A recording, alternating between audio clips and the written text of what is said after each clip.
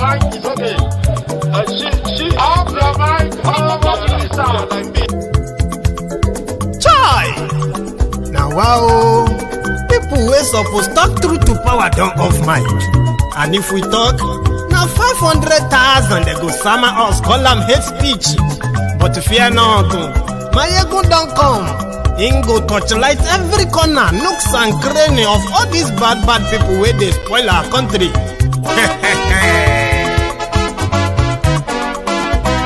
So my people make we laugh, yo yo. Maiyegun don't come, oh yo yo. My people make we shout, oh yo yo. Maiyegun don't come, oh yo yo. Maiyegun don't come, man of the masses, oh yo yo. Maiyegun don't come, oh yo yo. Maiyegun diary Politico, yeah, yeah. Maiyegun don't come, oh, yeah, yeah. This one not the off in mind. Oh, yeah, yeah. Maiyegun don't come, oh, yeah, yeah. Can in the touchlight every corner. Oh, yeah, yeah. Maiyegun don't come, oh, yeah, yeah. Okay, some people be they holla say they want the power. Chai. Them be promise us say we go get light and power. Nah. Them hustle sote they can't get the power. But now they know they do anything with the power. Sure. Every day, dollar, just they get the higher power. Over naira. See them talk say, make we off mind. But thank God say, Maiyegun don't come. So my people make you laugh, oh yo yo. Maiyegun don't come, oh yo yo. My people make we shout, oh yo yo. Maiyegun don't come, oh yo yo. Maiyegun don't come, man of the masses, oh yo yo. Maiyegun don't come, oh yo yo. Maiyegun diary Politico, oh yo yo. Maiyegun don't come, oh yo yo. This one not they off in mind, oh yo yo. Maiyegun don't come, oh yo yo. Person where they do evil, no one make person talk. Them say that Maiyegun, that man too they talk. He too they talk. Say Maiyegun diary, he they hot like pepper. But every day then they take money in bulk. Woman picking they the street they hawk. Still them talk say make we no talk. But thank God say Maiyegun don't come. So my people make you laugh, oh yo yo. Maiyegun don't come, oh yo yo. My people make you shout, oh yo yo. Maiyegun don't come, oh yo yo. Maiyegun don't come, man of the masses, oh yo yo. Maiyegun don't come, oh yo yo. Maiyegun diary Politico, oh yo yo. Maiyegun don't come, oh yo. Hello there. Just a moment.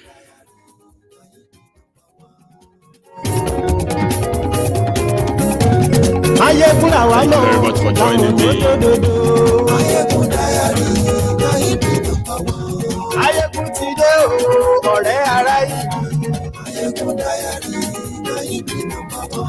Lórí Facebook, lórí YouTube. Gbogbo bó ṣe ń lọ ni Maiyegun já wa sí. Thank you very much for joining me tonight. Again, this is Maiyegun live, and good afternoon to you, good morning to you, good evening to you from wherever you are watching from. You can help me share the broadcast tonight. Let me tell you beforehand, right?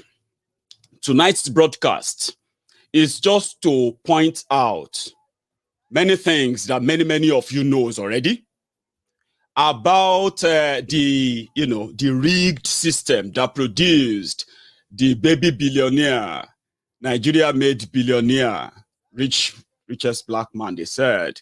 But it is all fluke. But our message today is not actually about Dangote. I want you to prepare your mind for that. There's nothing I'm going to tell you about Dangote that many of you don't know. But I want to tell you how much negative impact that the collaborative rigged system in Nigeria, the quota system that produces many of these charlatans in government, and at the same time produces this baby billionaire that actually produces nothing. That no one else can't, so to say, but yet there is something that they give to him, that they take away from you and brought this level of poverty on the rest of us. If you have the time, share the video, we'll have a long night.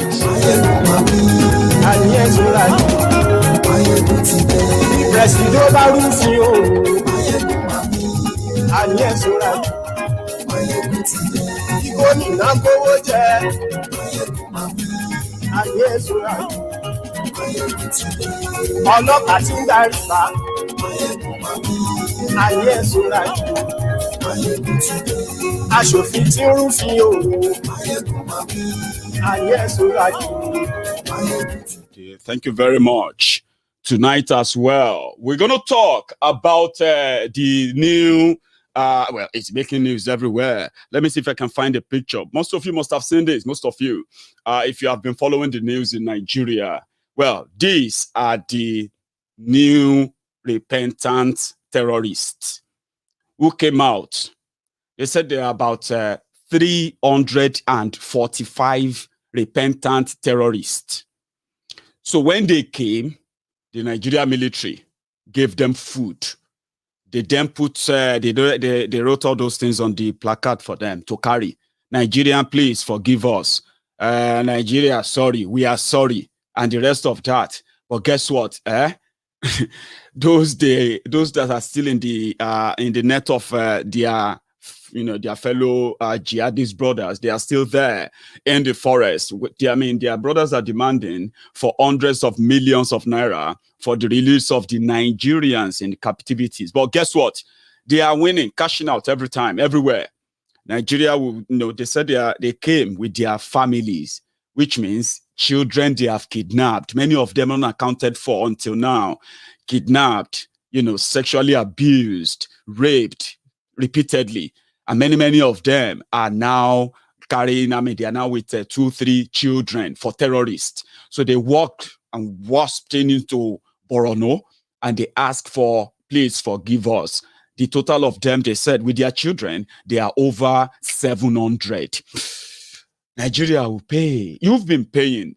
For your information, Nigeria has, under Boko Haram, Nigeria has released over 7,000 repentant, rehabilitated terrorists, and they have released them back into the communities where the communities they destroyed.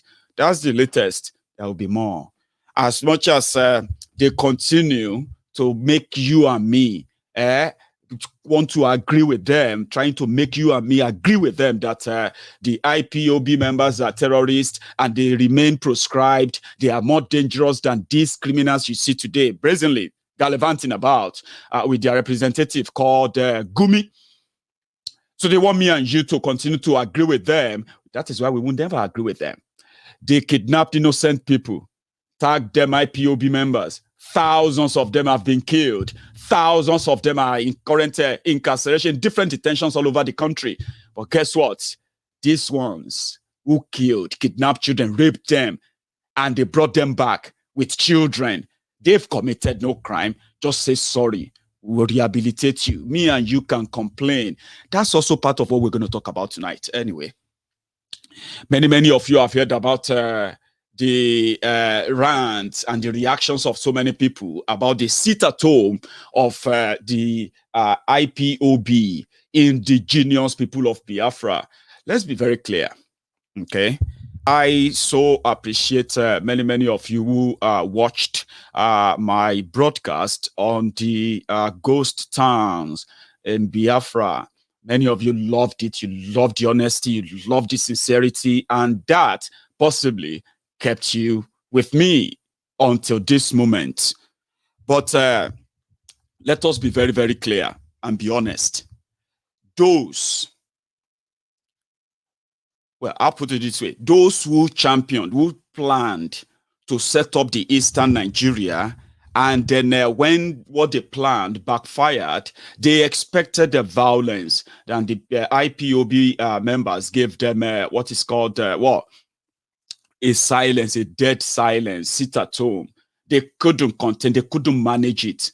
The Ruckus from that has been coming up. And let me tell you something. There is also a rescheduled one for next week, Monday. I'm going to talk about it tonight. Well, let's talk about Dangote and the rigged system that affects you and I won't go too much, but let's start with the refinery, the one the Kasala is about to burst. Many of you may have seen him as a billionaire. Many people knows how they made him that billionaire. The monopoly that limited their competition. You know, in Nigeria, there's something called the quota system. Quota system is a system that gives an advantage. Well, they called it an educational advantage or educationally disadvantaged regions for them to be able to cope, gain access into higher education. They needed just a smaller mark of the required qualifications or the required grade. They don't need that much, because they needed to be doctors, they needed to be lawyers, they needed to be engineers, they needed to be administrators, they needed to be things that help the society, but they will not be able to do it because, according to their leaders, they are educationally disadvantaged. Then they put up a quota system. That's all many people know. Quota system that will eventually put them, it doesn't matter what grade they come out with, faked or, trumped up or what have you, they are assured of a place in that rigged system in Nigeria where meritocracy doesn't count, but impunity, as you know, is the order. So quota system moved from the classroom, moved into government, moved into ministry, parastatals, agencies, including moved into the military, moved into everywhere that incompetence became a virtue. You know those who brought that upon Nigeria.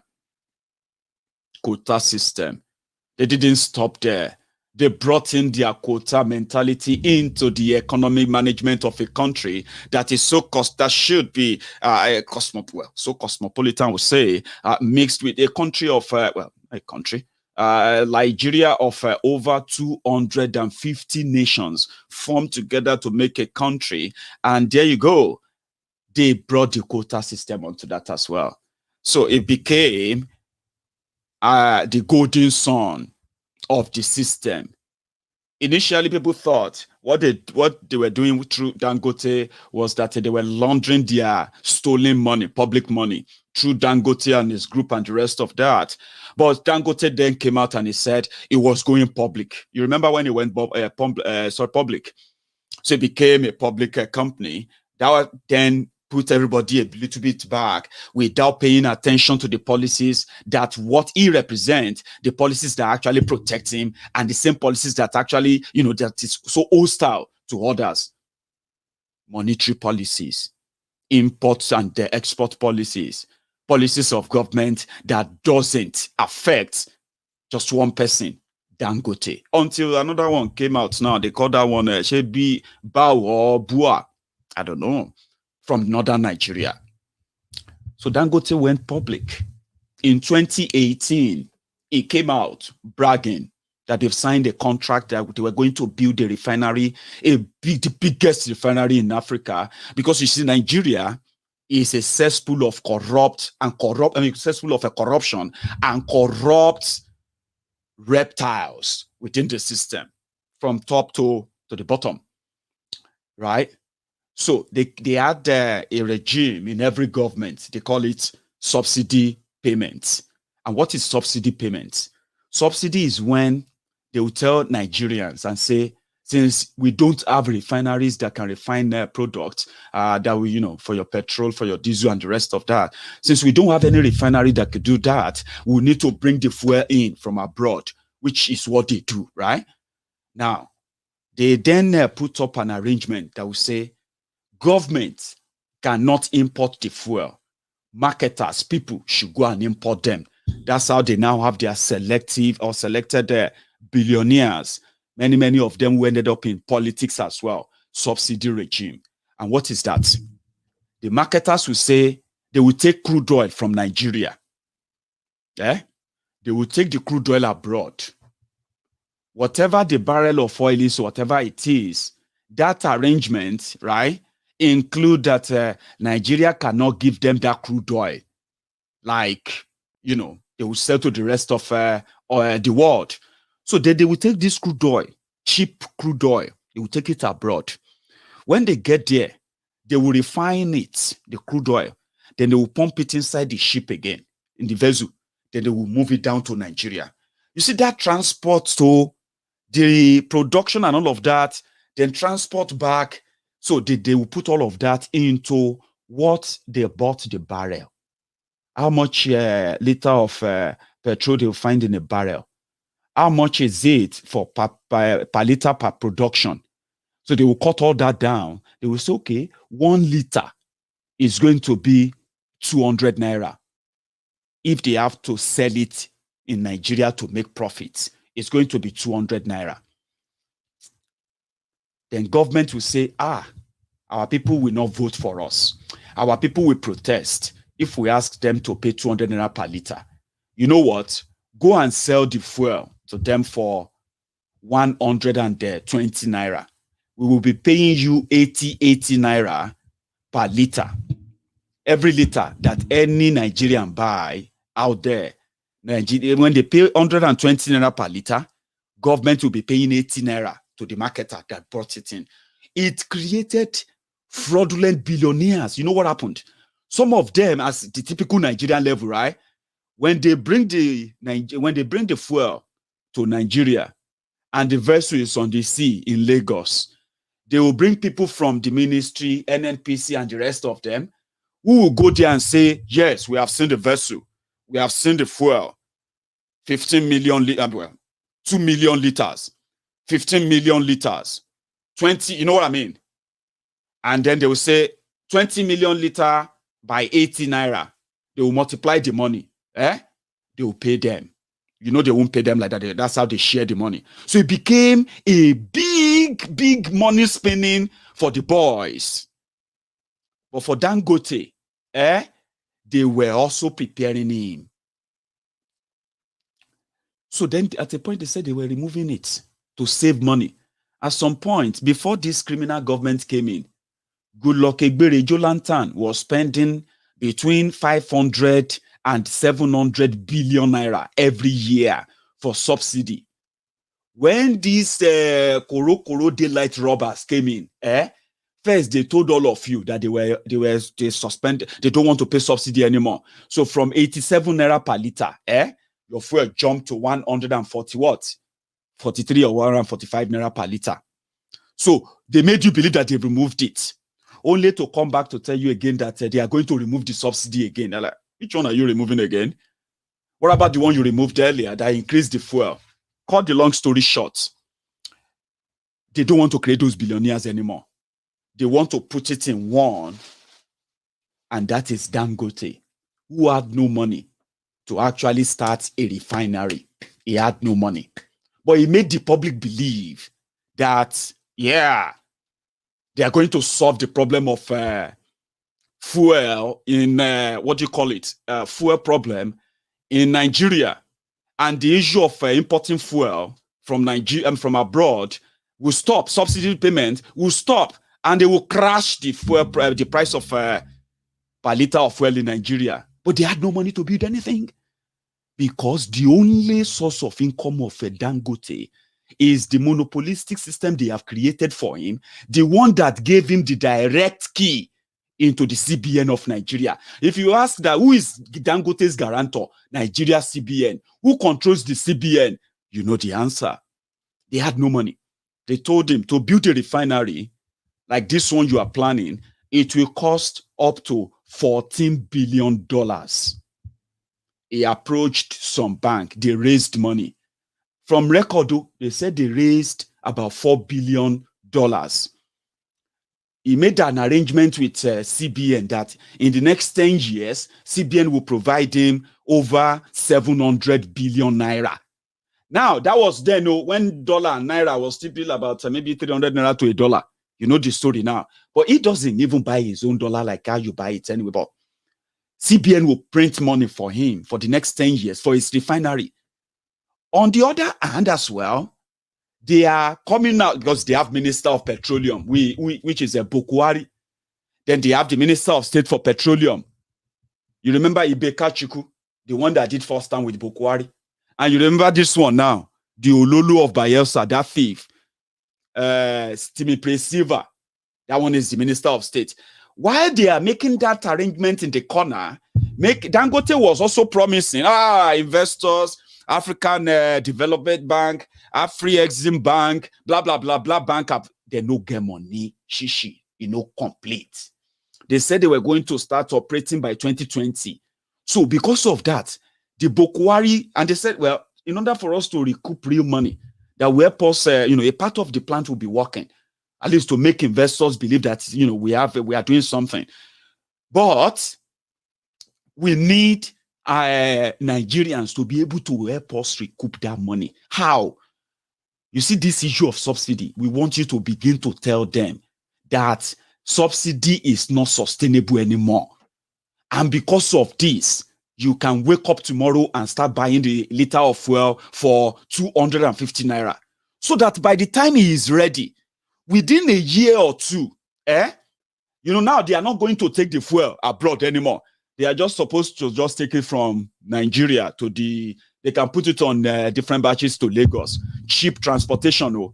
But they are giving Nigeria, they are preparing Nigerians for the same mentality of when they export the crude oil, bring it back and say, it cost us so much. And that's why we have landing costs. Instead of Dangote Refinery to come in and crash all of that, they are preparing the ground for all of you to begin to pay that much, because you will pay the debt. Nigerians have been paying his debt. If they tell you that he's in debt today, AMCON, the one that always recover debt for Nigeria, from people who borrow money, who don't pay the money, they don't go to Dangote's office. I'm coming. So they made that arrangement that they were going to start, Dangote Refinery was going to start in 2020. When 2020 came, they realized that, oh boy, money no deal. And Nigeria has entered recession.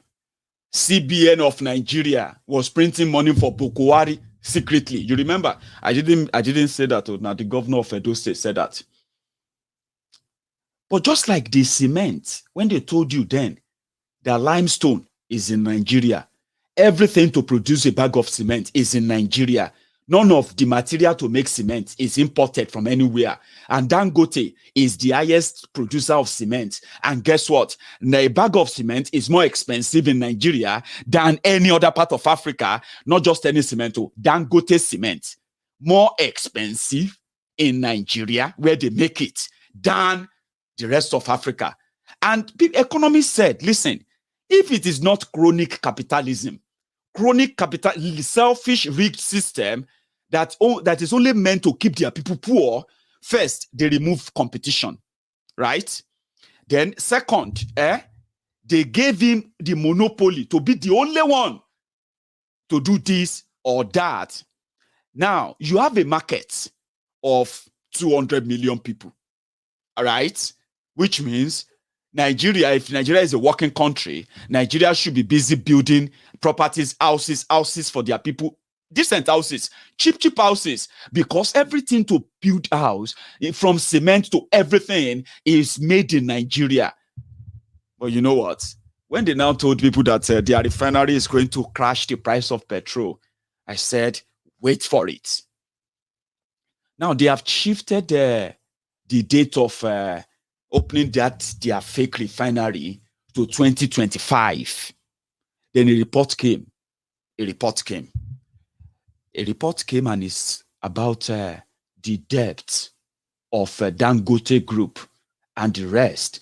And in fact, how much they have already choked the Central Bank of Nigeria now, to the point that Central Bank of Nigeria that you have there now is not different from your community cooperative bank, that you can imagine what they actually worth.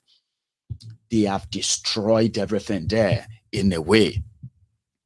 Yeah. But I'm gone. There's something I want to share with you.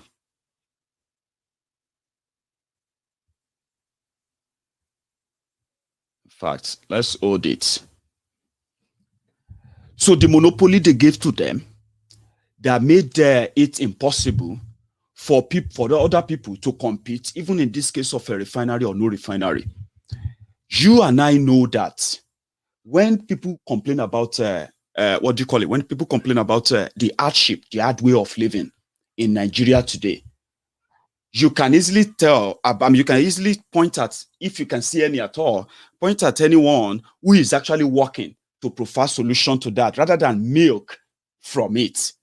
Boko Haram's government came out publicly, confidently, then that Dangote Refinery was coming up.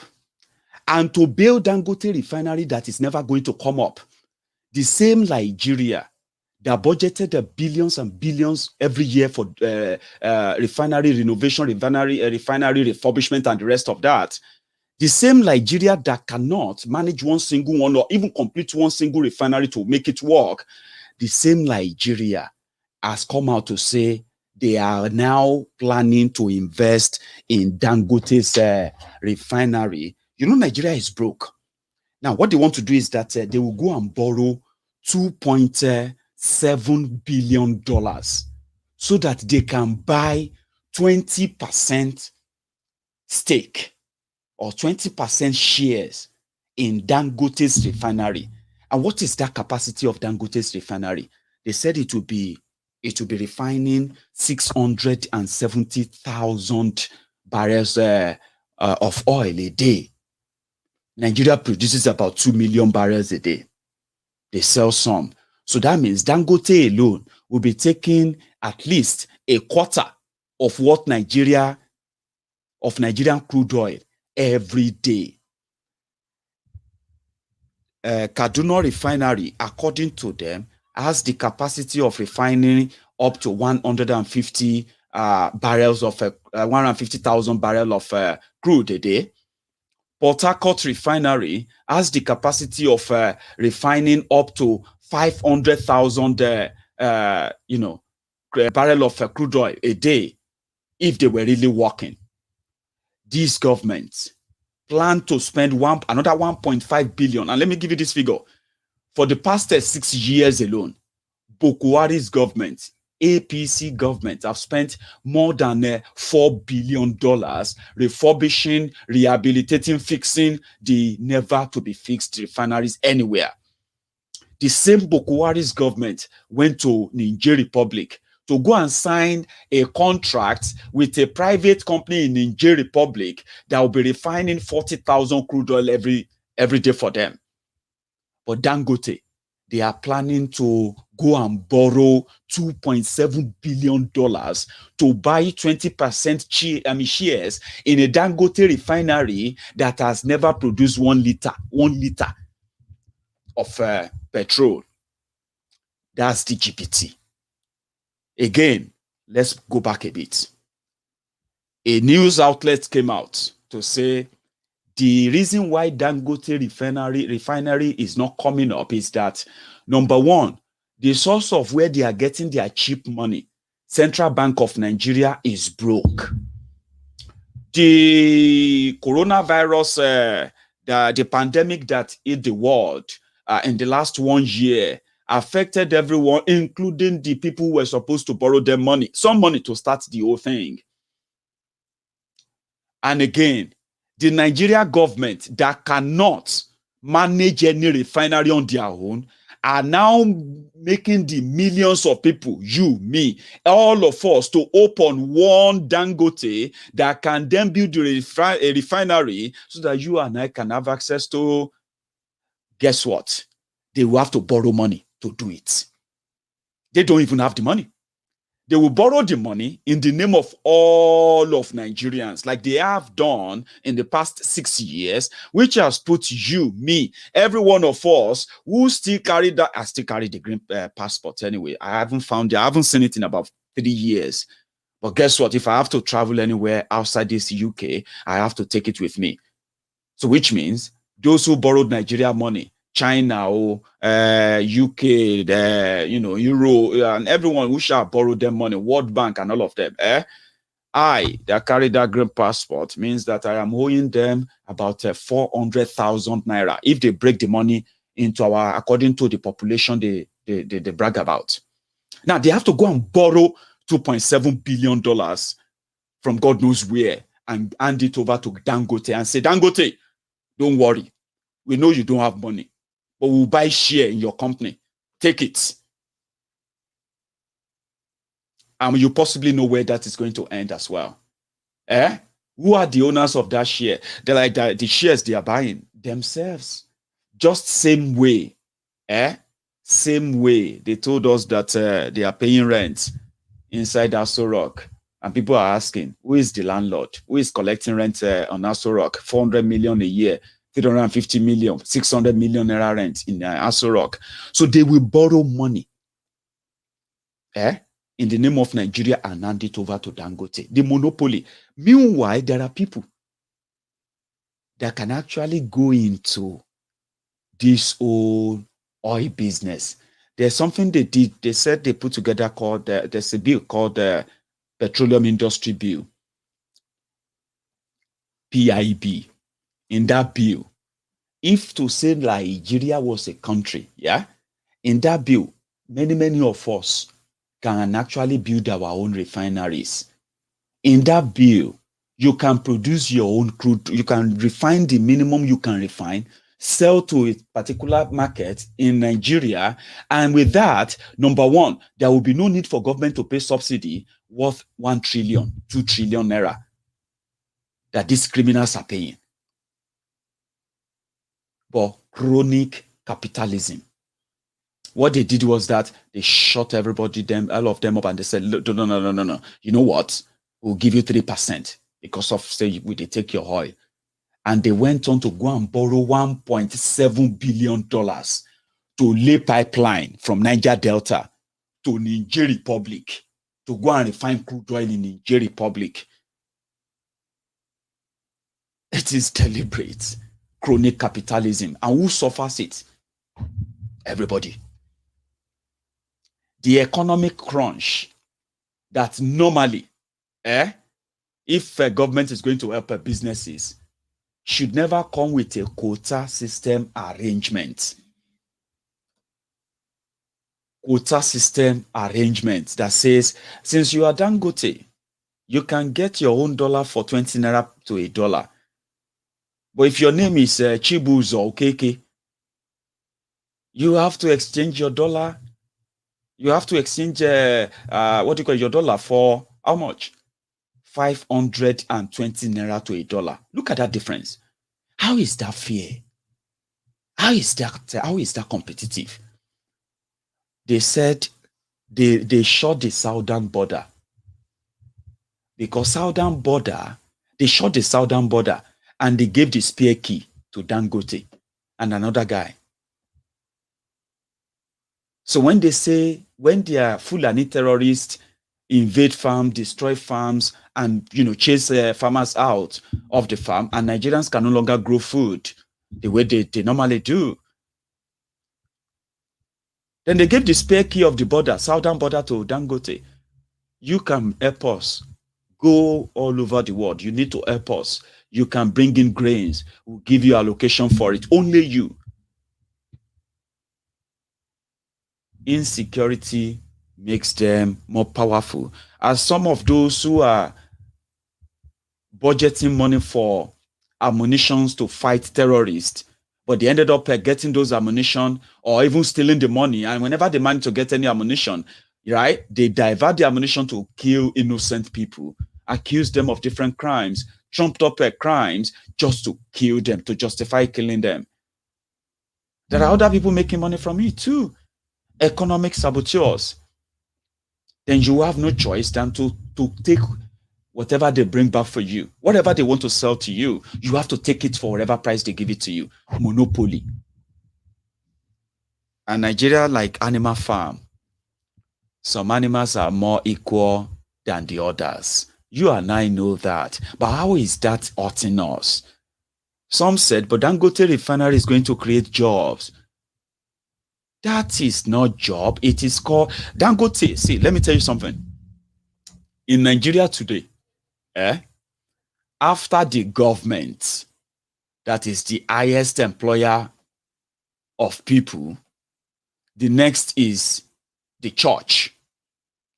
Churches are also the next highest employers of Nigerians. After that, I don't think there will be another person other than Dangote Group. But I know many of you who are watching this video right now, either in the past or even presently. You can tell me what was your experience? What is your experience working for Dangote in any capacity? Tell me, how much are they paying you? How much? You are working in Nigeria, working for a Nigerian indigenous company. I have stories. Of course I do. I have stories. But I won't say, read the comments. How much are they paying them who work for Dangote Group? I won't even go into much of that because I want to talk about what those who protect him, protect such idea, how much they are hurting you, how much they are hurting me, how much they are helping in putting us in this sorry situation that will continue to make us cry for justice. And there's no, there's no distance that will be too far for us to go to get justice. Mock us, laugh us, do all of that. But guess what? There is no distance that will be too far or too long. How much are they paying you? What is the job condition? Do you have job security? What about life insurance for you? Dangote is Nigerian company. You know it. Dangote pasta, Dangote noodles, Dangote salt, Dangote this, Dangote cement, Dangote that. Very soon, Dangote oil. And you have to pay the debt of what is their own selfish and personal monopolistic gain. Do you just imagine it? America is a capitalist country. But the capitalism in America works so well that the system, when the people who are in the system feel shortchanged, they have a way of effecting a change that even the billionaires, the capitalists of America, they will make adjustment too, not in Nigeria. They will force you to adjust rather than them. Chronic capitalism. A Yoruba man should be able to go into any business of his choice without any barrier. And he must have the same access to funding. Just like Dangote of this world should be having access. I mean, it's just like Dangotes of this world are having access to that same funding, legit business, competition, same rate. And a Biafran, an Igbo man, in a just country, I'm talking about a just place, an Igbo man, a genuine businessman should be able to do any business of his choice as long as it is legal. And he must be able to have access to the same resources, the same funding like Dangote. But you know, that's not true. It's not possible in Nigeria. Ask those who are real businessmen. The only person who really gets what is called the government waiver, whose own goods are not checked in Nigerian border, is Dangote and some other selected ones. Because of Dangote, government of Nigeria will develop a policy and destroy other businesses or other potential competitors so as to make sure that they don't have to compete with him. That is chronic capitalism. It hurts you. It reduces competition. And when competitions are not there, you will have to pay for it. And in a poor country like Nigeria, that's how government hated poverty as well. And it is all corruption, so to say. The unfairness and the it's pretty much like an unwritten arrangement that made people believe that it is not Dangote. It is the northern oligarch themselves. That if there's any competition at all, that competition has to come from other part of the northern Nigeria. That is what brought about this guy, Bao or BAU. Excuse me. Somebody said there is no voice. Reality, if something is wrong with your volume, Maybe you should check it. Tell me, how is your audio?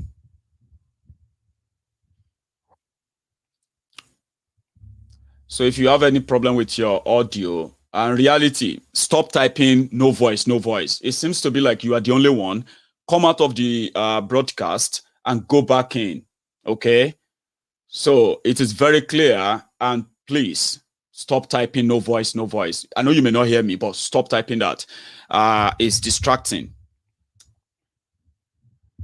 What's that guy's name again? Bua, or is it B-U-A or B-A-U?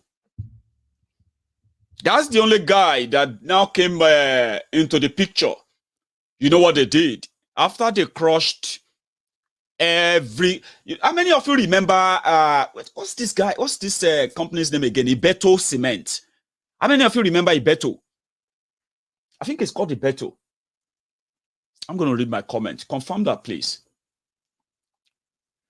Is it called Ibeto Cement? Bless you. That was meant to be another up to standard competitive cement, locally indigenous cement company in Nigeria. They killed Ibeto. Now policy will kill Ibeto. You will suddenly see his lenders, those who are giving funding to such businesses, suddenly they will stop because the people who make the monetary policy, they are there in Abuja, Central Bank of Nigeria, where Dangote has his own office there. Do you understand what I mean? Let me tell you how they destroy businesses, and for some reason they have to. That's why I said the only person who can compete with Dangote will have to be anyone from the northern Nigeria. And when it comes to that, what they will do is that they won't destroy that business. They will share it. And that's what they do with BUA or BAU. Bua or Bao. Sorry if I keep repeating that because I know many of you have already corrected that in your comment, but I prefer that way, like Bua or Bao. You know what I'm talking about. They had to cut him a deal. He will take this percentage. Dangote will take this percentage. For the obvious reason, he is a baby billionaire manufactured from Nigeria that cannot really compete with anybody all over the world. Have you listened to his interviews, by the way? I mean, just like you would like to hear from a billionaire to hear how they make their billions. Have you watched his interviews, by the way? Well, like I said, we're not going to make this about him. He's not a smart person. He's not a genius. It's absolutely not that person. But the system that produces him. You see, that system that they have in Nigeria,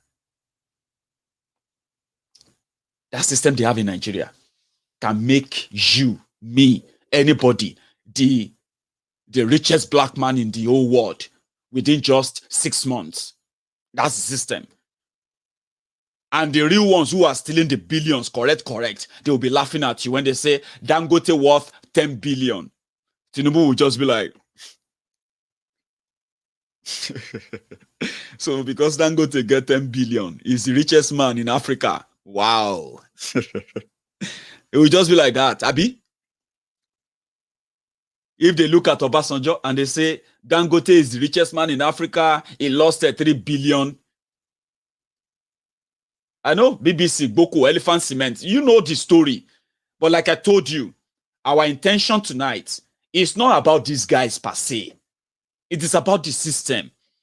And when we talk about all of us, this generation of people who are trying to find out what is wrong, trying to find a solution, trying to find a way out, and they came up with this brilliant idea, like, listen, right? We found the answers. Nigeria was never meant to be. Nigeria is unreal. Are you with me now? So you know the story. It's not about them. It's not about these guys. It is about the system that produced them. The system that punishes us and produce and continue to shun all out these guys. Charlatans. They can't really compete with anyone in the rest of any part of the world. No, really. If you take Nigeria out of anything Dangote, Baba, You will be reading about Dangote in the papers. You'll be reading about Dangote in your old newspapers in another 10 years. No joke.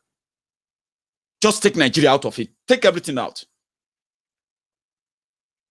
But how does that hurt us? Chronic capitalism. Selfish capitalist who produces nothing, but they want to have everything. They are protected by the system. And for those of you who are thinking that one Nigeria is probably not that bad, you have no idea.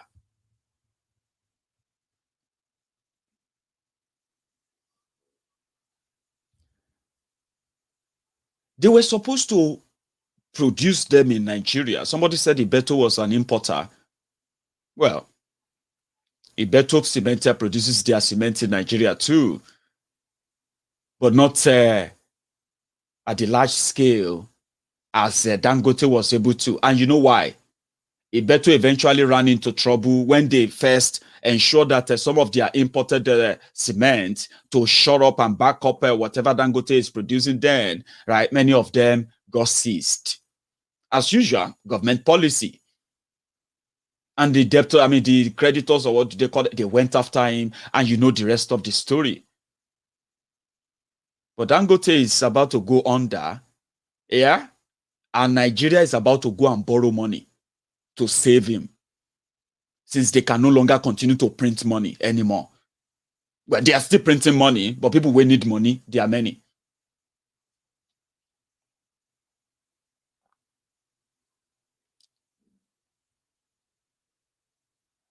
How are they hurting us?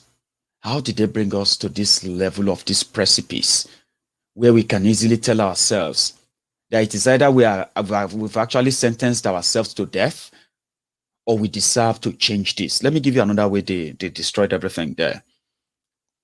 You remember when they first came in? Then your petrol per liter was 87 naira, I think. And a dollar to a naira, well, I mean, a naira to a dollar was 199 naira to a dollar. Then they did something called round tripping. Round tripping is when where you have middlemen who are now between the Central Bank of Nigeria that gives out the the forex, the dollars and other foreign currencies to the banks. Normally, central banks should deal with banks and every other monetary engagement of the banks, including forex. When these Janjaweed criminals came to power, they hijacked Central Bank of Nigeria. Y'all remember the Issa Funtua of this world, Maman Daura of this world, and the one that died while he was working as your de facto president, Abba Kyari. They hijacked the Central Bank of Nigeria. Their children became middlemen. Their men became middlemen. When Bukwari was sacking everybody and said they were corrupt, he kept Emefiole. Emefiole was a good guy that could do a very, very dirty job for them. So they kept him. So instead of the Central Bank of Nigeria to give dollars to the bank, Central Bank of Nigeria gives the dollars to Bukwari's henchmen, who became middlemen. And in between them and the bank, and the Bureau de Change and the banks, they became the determinant of how much you sell a dollar. These are men and women who produces nothing, who knows nothing about business, but they do know what and how to use power to enrich themselves. They became the bridge, sudden bridge, and like magic, like mad, dollar jumped to 500 naira to a dollar. Like magic, everything followed suit. Food became You know what it is now? Yeah, when they came in, a bag of rice was 7,500 naira, 50 kg, 50 kilo of rice, 7,500 naira per boy, 8,500 naira per boy. Well, as well, minimum wage was just 18,000 naira. Then these rogues came in. The moment everything changed that way, everything followed suit, right? A bag of rice in Nigeria now, from what we have heard and what I've actually paid for to be given to people, is now about 30,000 naira per bag. And in fact, you will be lucky to buy a good one. They can increase their minimum wage to 30,000 naira, but 30 states in Nigeria cannot pay that salary. 30,000 naira is pretty much like how much? 40 pounds or 45 pounds. No, I think 40 pounds a month. They don't pay that. They don't even pay it. So poverty escalated. 87 million people fell into deeper poverty. And guess what? These middlemen, these jobless men and women from Daura and everywhere, they became sudden billionaire. Well, the economy paid the supreme price for it. 35 million people lost their jobs. And today, Nigeria is the world capital of jobless people, world capital of the poverty capital of the world, and the world, third capital of the most terrorized people in the whole world in 6 years under these terrorists. So they are terrorizing us, terrorizing everybody from everywhere, and many of you are not even paying attention. You are not paying attention. I'm not saying that you should go out there and then attack Dangote or attack anyone. No. If the system is completely broken, and this whole thing is no longer one Nigeria, Dangote will have to force himself to do business legitimately in Yoruba land and be open to competition, because we will not be able to give our central bank in Yoruba land, we will not be able to give him a key to our central bank to fund his fancy, whatever fancy project that serves his interest and the interest of those who use Nigeria money to promote this monopolistic idea that keep our people poor. Take, for example, power. Power is something that should be generated according to the needs of every area, if we indeed, Nigeria was to be a country. Power. But in Nigeria, just like everything else, right? Nigeria, like I told you, the way they structure Nigeria is that it's like a slave master with a big whip. And then he has so many parts of his land where he has his slaves, right? And he has a cookie jar. That cookie jar is put at the center of that farm. So you see all those, all the part of that land that we believe is conquered as a slave master, whatever proceed comes from there, you have to put everything in that jar, in that big jar. And then he will then decide who gets what and who gets what. So if you decide to question him, he can use the whip on you. That's how they structure Nigeria. Okay. They said it was for the rich part to fund the poor part in order to make everything balance and gel. But that's you know what it is. That's a pure fantastic lie. Okay. So when it comes to power in Nigeria, imagine this madness. Just the same madness of borrowing $1.9 billion to construct pipeline, to lay pipeline from Niger Delta to Niger Republic so that they can refine crude oil there. But the refineries in Niger Delta, all the refineries in Niger Delta state, they are more or less like in comatose, dead.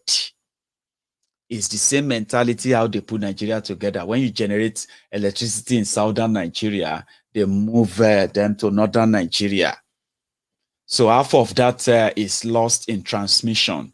Imagine, you will see communities, they will have power plants, power station in their own community, but they don't have electricity. In Yoruba land, in Igbo land, in many other places of the southern Nigeria, they have Shiroro, they have Kainji, they have all these places. But guess what? They have to serve the core north to the point that some people who are doing NYSC, when they travel to core north, when it was still pretty much better than this, where there was no bandits, there was no terrorist kidnapping, and then turning your children to their wives, and then all of you have to celebrate them once they come out to say sorry. There was no all of this madness then. People who travel to the core out of the northern Nigeria, they came back with the story that, oh boy, we are just suffering in this south. Man, if there are some villages in northern Nigeria, the whole houses, the whole community, they don't have more than 40, 50 houses. But guess what? They've never been without electricity. It's just there. When they are rationing it for you in the south. True life story. Somebody said, but did they stop us from constructing our own electricity? You have no idea. You have no idea. Nigeria is unreal. There are things that people will tell you that when you tell them, they will say, that doesn't make any sense. It does make any sense. It does make a lot of sense to these criminals. That's how they structure Nigeria. You give it to them. They call it power shedding. So they'll put it on this area. They can transmit here. And in the process of transmitting, the little they generated, half of it is lost through transmission.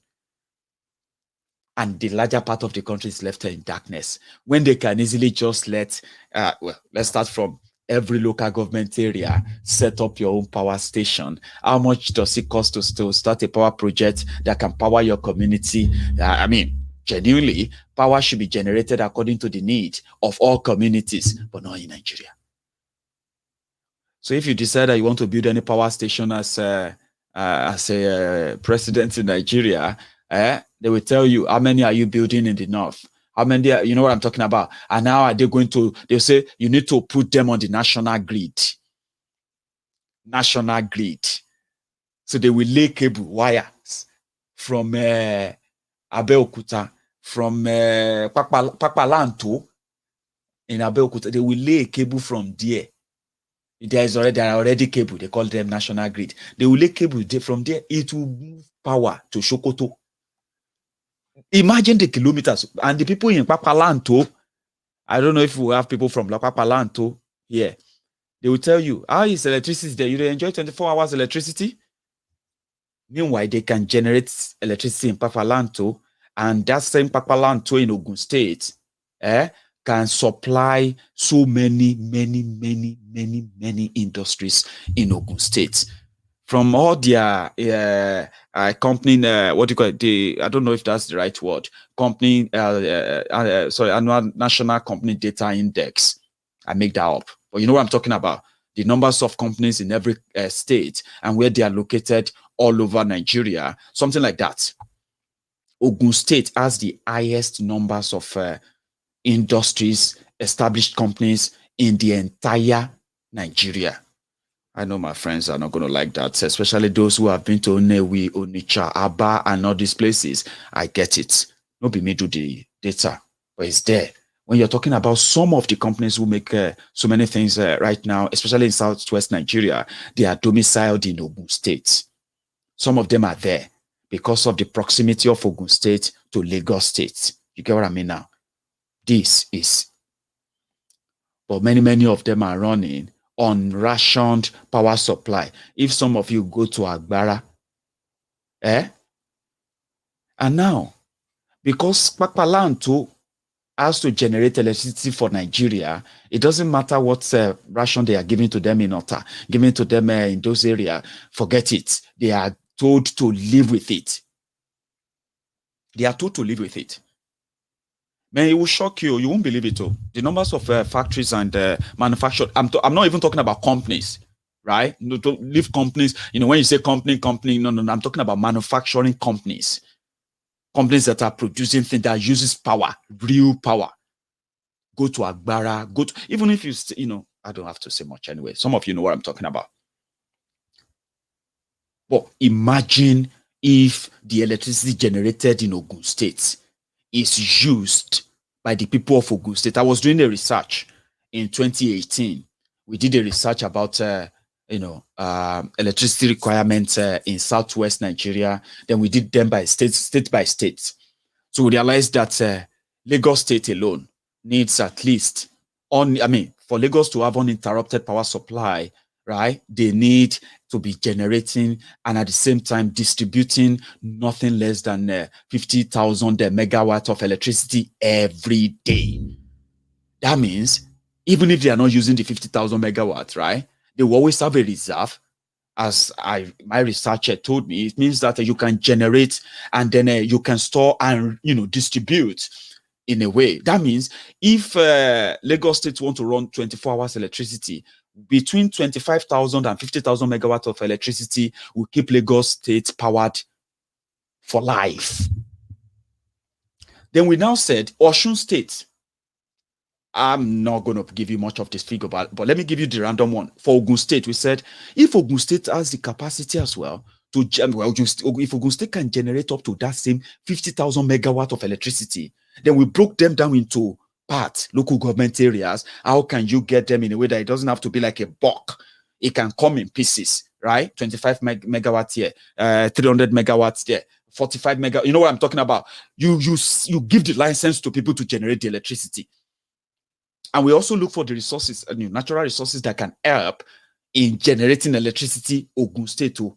Now, if you do that, we realize that if Lagos State or Ogun State can power everywhere 24/7 alone, Ogun State will generate more than 2 million jobs. The population of Ogun State alone is about 5.3 million to 5.5 million people, right? If Ogun State power their state 24/7 for 1 year, Ogun State people will, not government, Ogun State people will automatically create more than 2 million jobs, right?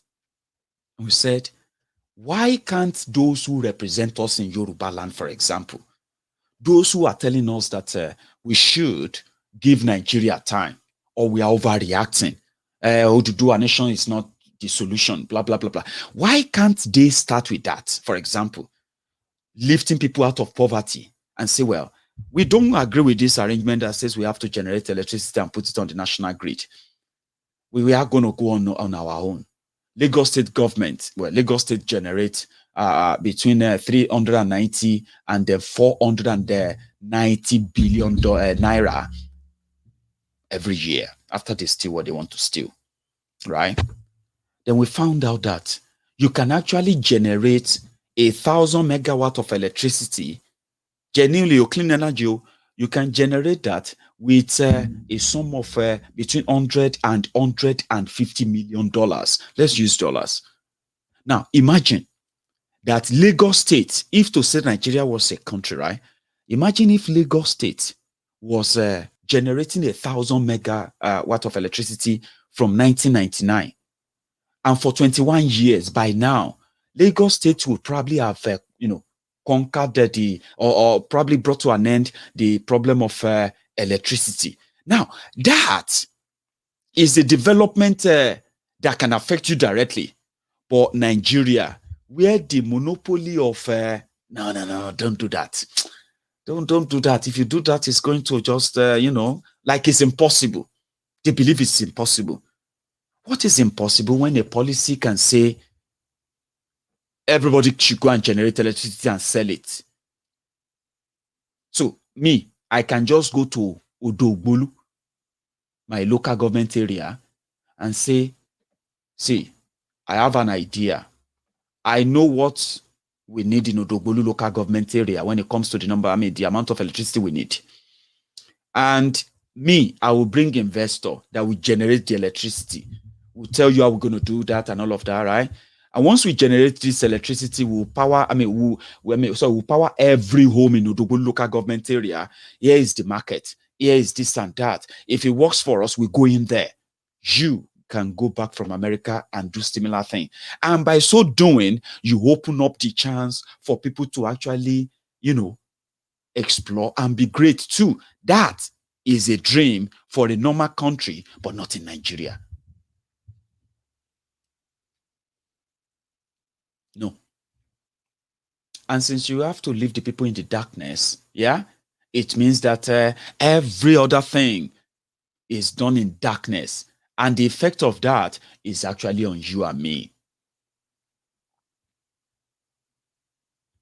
The monopolistic one that doesn't work for anyone. And like I said, anybody can be the Dangote. A rigged system like Nigeria can make any of you be richer than Dangote, or as they want to portray him. But if there's one reason, one very logical reason that asking for Yoruba Nation or asking for Biafra should make sense to every logical person alone, is to think about the economic consequences of what being part of Nigeria, the limitation on commerce, limitation on every goddamn thing, as long as where you come from, decide what you become or what you get from the system, should be enough for you to say, if I don't agree with everything else people have told me, but economically, I can relate to why our people are poor, because the opportunity is limited, is micromanaged among those who believe that they hold that power and they can shield it, while the rest of us have to continue to serve as what? As the yes men and slaves in a system that stifles competition. How is that not enough for you to think a fairer country is a country where everybody can be what they want to be? No matter who you are, where you come from, what you worship, who you pray to, it doesn't really matter what you look like or what you believe in. It has to do with what you have to offer. Nigeria doesn't give us that chance. Restricted to take it or you leave it. The mentality of take it or you leave it is enough for everybody to say, no, I'm not going to be part of that. Something happened yesterday about these guys who returned. Part of what I'm talking about. A system that allows government to publicly come out, and they told us that they were proscribing peaceful protesters. The government that proscribed IPOB called them terrorist organization when they did absolutely nothing that is linked to terrorism. They criminalized them. They continue to hunt them everywhere. Wherever they see them, they kill them. They are killing innocent people. We are watching them do that, again, right before our eyes. A rigged system is asking you to forgive terrorists. Forgive us, Nigerians. They came with people they kidnapped, children they kidnapped years ago, whose parents believed they were dead. They brought them back with children from the forest that Nigerian Army, Nigerian military have never been able to get into. They walked out according to them. Now, are we a joke? Are we not a joke to them? Are we not? I would say we are a joke to them. Because you know what? 350 of them, over 350 of them said they repented. And they brought their family for Nigeria to care for them.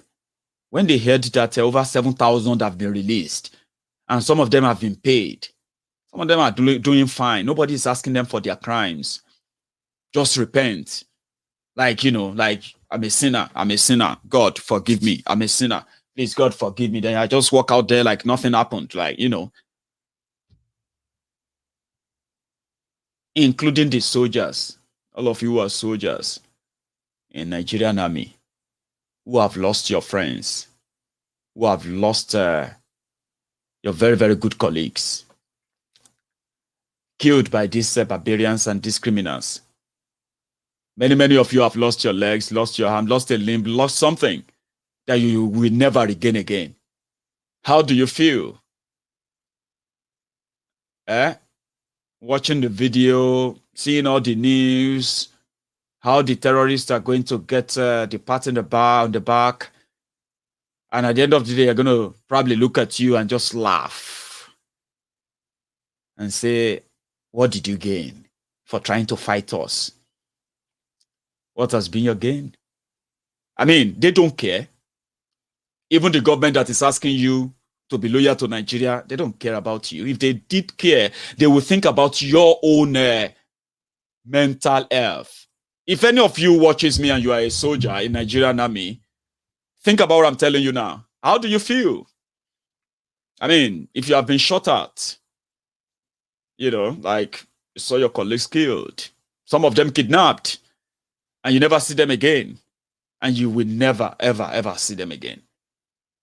You believe you are fighting those who are against Nigeria, those who are trying to bring Nigeria down. You are a loyal soldier and all of that, all of that bullshit that you tell yourself. But how do you feel when those guys came out, including a Chibok girl, a little girl kidnapped 8 years ago, 7 years ago? She came back with 2 children. And the media said she came back with her husband. Her husband and herself and their 2 children, they became celebrity in Borno. Celebrity that government officials are taking pictures with them. Because, well, at least he's repented. It doesn't matter how many people he killed. What about the victims? What about the victims? The families of the victims? What about children who will never see their parents again, ever? What about husbands that will never see their wives again? Wives that will never see their husbands again? Men, women, children that will never use their hands again, use their legs again. They will never see again. They will never feel normal again. Nigeria don't care. They don't. Nigeria doesn't care. So they brought them out and they said they've repented. And because they are repentant terrorists, you get what I mean now? They can take a pass. But right before our eyes, they are hunting Oloye Sunday Igboho. They are hunting Mazi Nnamdi Kanu, baying for blood, killing innocent people in Olu, killing innocent people in Obigbo, killing innocent people all across Biafra land, kidnapping them, and trying day and night to criminalize them, and also doing so much to convince you, to convince me that whatever they do to them is justified, while you watch the daily carnage, killings. Oh, come on, man. And then they came out and they said they are prisoners of war. And they said during the war, prisoners are meant to be treated as this. Hello. As the war ended, the war that has led us to say, no, we will not die on our knees. We will rather die on our feet. And we will rather die fighting. But yet, Nigerian government that should protect us decided to hunt us down. Look at what they are doing to our brothers and sisters in DSS custody up to now. They did nothing. I mean, they took them to court accusing them of trying to break Nigeria. What are they offering the Boko Haram, who are actually asking for their own caliphate, calling you and me infidels, that until we accept their own type of Islam, we are going to be beheaded? What do you think will happen to me and you when those terrorists, Boko Haram, lay their hands on me, lay their hands on you, especially you and me from southern Nigeria? But look at it. You have to watch them from far while they give them the medal. It's like giving them medal, you know. Like, well done. Thank you for coming out. Thank you for coming. Thank you for agreeing to surrender. Oh, is that your beautiful is that your beautiful wife? Oh, how old are you? How old are you? I'm 13. Oh, 13. Oh, you are such a very, very nice woman. How many kids do you have? I have 2. Wow, 13 years or 15 years old, you have 2 kids already for him. Oh, congratulations, welcome. They put them to bed. Is that not what they are doing right before our eyes? Why you and me, some of us are speaking grammar. IPOB are going too far. IPOB are trying to, Nnamdi Kanu is going too far. This is not how to fight it. There are other ways. There are other ways of making, you are speaking grammar. Terrorists are collecting murder right before your eyes. Many of you are not even bold enough to speak about it. But when they say unknown gunmen, you say it's IPOB. I say bring proof, bring evidence. Say, Baba, I know it. I know. I called my brother. My brother told me that he saw. My brother said his friend told him, and his own friend said his another friend told he saw them because another woman said he saw them. Say, see energy. See energy. See, but they don't release 700, 900 Boko Haram fighters. That one is very wrong. It's very wrong. I understand that it's very wrong. But where is the energy? When they talk about IPOB, you get energy. When they talk about Sunday Igboho or Nnamdi Kanu, you have energy. You have all the grammar. You have all the English. You have all the things you can type. But when we talk about these barbarians, these murderous criminals, then you tell us that, you see, it's so unfortunate. I know that government is, you cannot win government. Igboho cannot win government. Nnamdi Kanu cannot win government. But Boko Haram can win government, collect money. Bandit, as they call them, all the terrorists can collect money, collect stipend, go through rehabilitation. When Nigeria should be paying, Nigeria should be sending many, many Nigerians to rehabilitation, mental health. Like Princess said, there are many, many mad people in Nigeria, and some will even tell you that now only 4 people normal for Nigeria. They say now last week one of them died. Now only 3 people left. Some will even tell you, say, oh boy, for Lagos, so now mad people dey Lagos. Now only 3 people normal for Lagos. Say Maiyegun, so they say me and 2 other people. Last week, if we call that 3rd person, in number not the ring again. It be like now only 2 of us remain. You get what I mean now? Yeah, Nigeria that should be spending money on treating PTSD, mental health issue, for 98% of Nigerians to check their state of state of their mental health. Say, come. If you want to do it, watch me, right? If you want to know what I'm talking about, it won't cost Nigeria much. Instead of giving the money to terrorists, and then you see all these people coming on social media to speak grammar, to type a lot, right? If you want to know, I'll do the brain test for Nigerians. It's very cheap. No drug needed.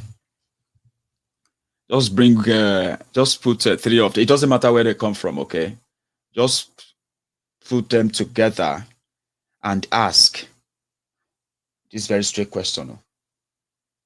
Do you think what Abba Kyari did with, I'm talking about Abba the Tailor now, and Abba, we've changed his name to Abba Chank Kyari, because he says he's a loan shark. He dey collect loan, no be say tailor, it no be tailor, or maybe in a multi-purpose. So if you put Nigerians together and say, that thing that Abba Kyari did, what do you think? If you want to know if they are normal or not normal, it's not hard. If his name is Suleiman Salisu Abubakar, his first response will be possibly to tell you that, 1, Allah knows best to start with. But let me tell you, it is his enemy who reported him to FBI. They say, Abubakar, listen again. Do you think the relationship that Oshpopi, Abashank Kyari had with Oshpopi, do you think that is morally right? Just yes or no. I know what I'm talking about. The enemy of Islam after Kyari. You know where that one will go, Abi? or enemy of the North. If you meet a Lagos Abobaku, and you say, Baba, wetin you, no live sentiment, wetin you think about this Abashank, Kiari, and Oshpopi? Then you may start speaking grammar of how jurisdiction is an issue. And in fact, Abba Kyari, as an intelligent guardian officer, needed to befriend all criminals. He needed to be seen as their friend so that he can gather information and all of that. I say, Baba, I'm just saying, share information where Abba Kyari can't get from Oshpopi. Now to kidnap somebody and collect money. See, FBI has no jurisdiction. As a police officer, he may collect the money. Is he collecting the money as evidence? You will know that he's an on-boot slave. He doesn't like the truth, and he's suffering from mental health problem. But he wouldn't agree because he still talks about Abba Kyari. He still talks about FBI. He still mentions all these things, and he believes that it's normal. If you cross to the other side, and none like that, you will get to know those ones who will be normal. Some will tell you that, no, Baba, is so wrong. Without stereotyping now, right? I'm just saying, just bring people from everywhere you think they can and ask them different questions about Nigeria and listen to them tell you about it. And then you will regret asking them. Only few will likely be able to make some senses.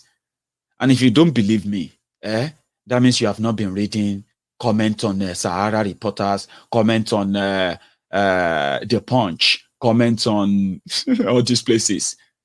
You will get to know who is normal in Nigeria, who is not normal. And then you begin to understand what I said, that when people say, Baba, people were normal for Lagos, no plenty. Now only 3 people. Say, hey, how you take no? Say, me and other 2 people. Even the other 2 people, I'm not sure if they are still around or if they are still normal. So how you sure say you are normal? Say, am I not the one responding and talking to you? Meet another person, you realize. Because every abnormality is normal to them in Nigeria. So Nigeria is spending money rehabilitating terrorists, trying to change their mindset.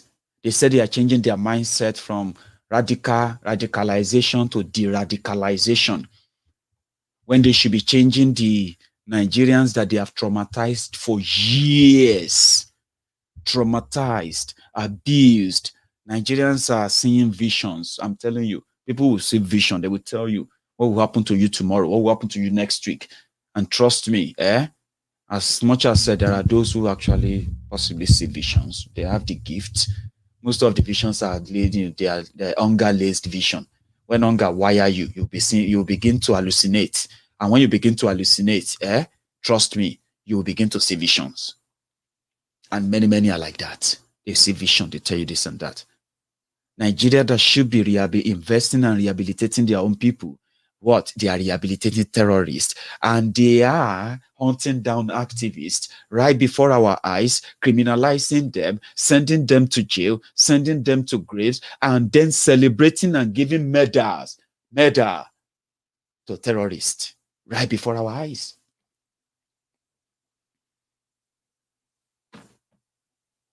Are you paying attention? It is all rigged. A rigged system doesn't even serve those who are benefiting from it, because nobody benefits from a rigged system. Nobody. Boko Haram is in London. Because there is electricity in London, that battery that they are recharging all this while, they are charging its battery, changing everything, making sure that the contact are sparking enough so that his dementia, the Boko Haram will not, it will not walk out of his Asol Rock villa, and they will find him inside Mararaba Market doing Bambi Allah. Say, Mr. President, you cannot be, dementia can make people do like that. It's a very, very horrible disease. Trust me, old age disease. That's why when people start having that symptom, they go to old people's home. But when Boko Haram, the lifeless breathing man, when instead of him to go to old people's home, they send him to the Old Rock, old people's home. So he is in London right now. They are charging his battery, sparking it up, Is it charging? Is it charging? Is it talking now? Is it talking? Because they cannot find another one to use in Aso Rock. Aso Rock, whether they use generator, mechano generator. The person that is buying fuel inside Aso Rock generator is a billionaire in Naira. That's how rich they are there.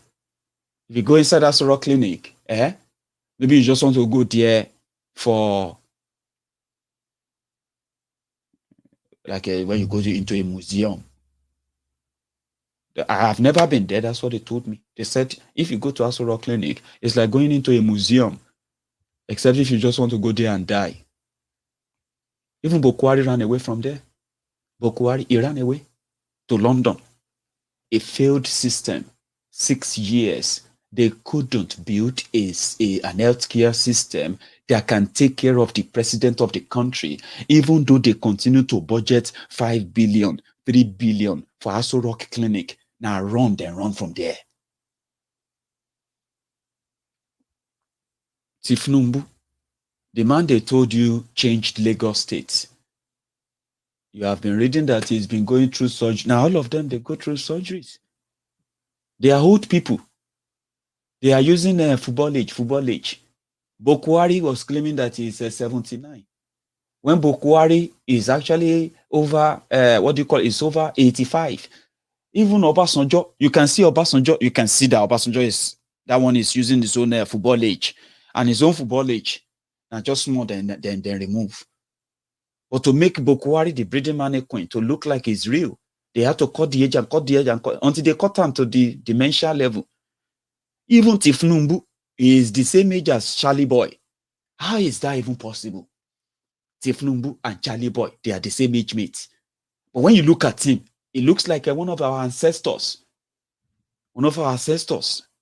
And like this guy said, Nigeria president now photo. Everybody go snap photo with them. Say our president they snap photo with the video from Archbishop of Canterbury.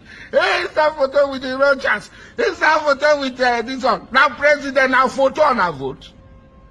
Your president is now a picture. Photo. Not be juju be that. Not be when our don't be juju be that. People who were building, and if you listen to this Lagos Abobakus, all these Oshogbo Alimajiris, all these ombud slaves, obedient fools, sophisticated morons, when you listen to them about the great things that their leaders have done for them, for Nigeria, now their leaders are going to die in a foreign hospital one of these days because there's no hospital to treat them in any part of Nigeria. But the same one is what the same hospitals they left in Nigeria with the doctors on strike. Imagine, no be juju be that. Buhari is in London getting his own battery charged. Tifnumbu is in London learning how to work with clutches. Like they say he has crutches now. He's got just came out of an operation, so he has to use crutches.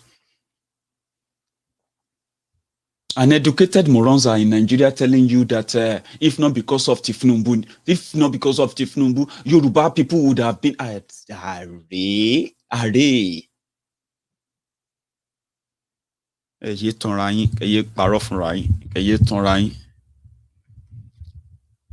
rigged system, a disadvantaged system.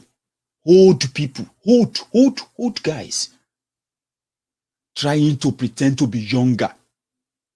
And the body no fit carry am. You get wetin your body go carry for how long? If I wake up tomorrow and say, Maiyegun, how old are you? I'm 25. 10 years later, I say, Maiyegun, how old are you? I'm 25. No worry, body go tell you. They know they tell a person, tell a person. They know they tell a person. So your body go tell you. And now look at them. Damaged goods are also the hope of the hopeless Nigerians. You can't help them. That's why we have. The only way to help them is to continue to tell them that The system is rigged against you in many ways. But if you pay attention very well, you will know they have rigged it against you in so many ways, right? But you will also be able to at least identify those who made that happen so that you don't fall for their sweet words again. And that's where Maiyegun came in. Nigeria is a rigged system. It is unreal. And if we want to help our people by any means, they need to know. They need to. I mean, what kind of arrangement will make Boko Haram to be borrowing money in your name, in my name, and they said it is illegal for any government, any government from any state to claim ownership of, this is another unreal thing about Nigeria you need to know.